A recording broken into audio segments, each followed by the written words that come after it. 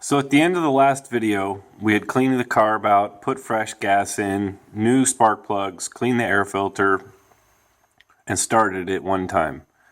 We thought that it was just cold and running funny because it just basically hadn't warmed up yet.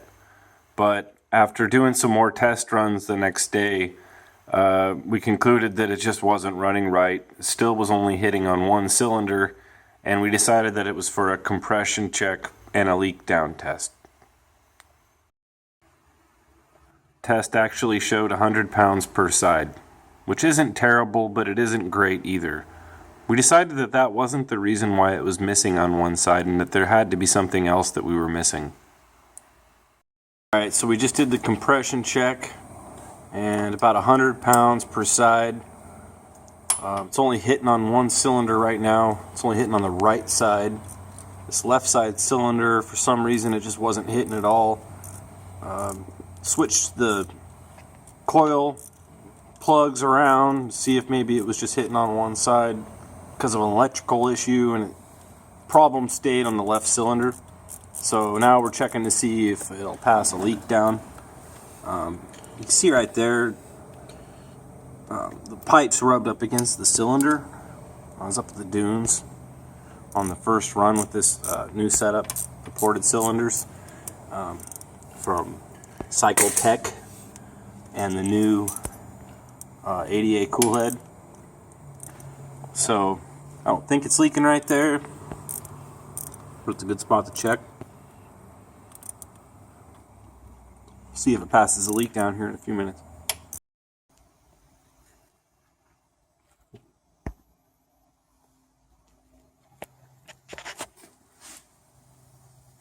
Well, it's leaking somewhere. I hear a leak coming out somewhere. It might be one of the seals I put in. Kind of looks like this rear. I don't even have like 3 pounds of pressure even on it. I can hear it hissing somewhere. Hold on. It's over here. It's a gasket leak on the intake manifold right here. There you go.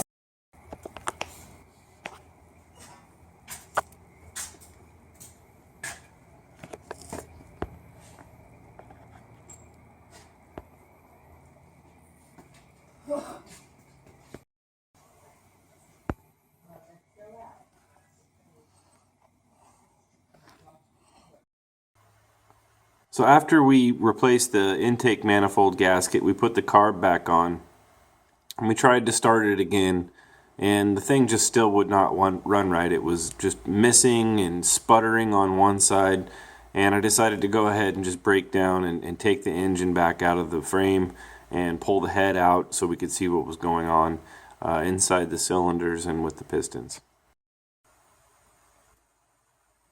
So after all of that, I pulled the jugs, and I see these scratches in the sides of the cylinders and these little indentations in the domes and in the top of the pistons. And it basically boiled down to a clip that is used to hold the wrist pin in, and that clip had broke in half. I don't know if it happened when we were installing the pistons or if it happened after the fact, maybe just a weak clip, but that clip bounced around inside of that cylinder and scratched the cylinder walls all up to the point where basically those cylinders are trashed. So the piston, cylinder, and dome on that side will all need to be replaced before she'll run again.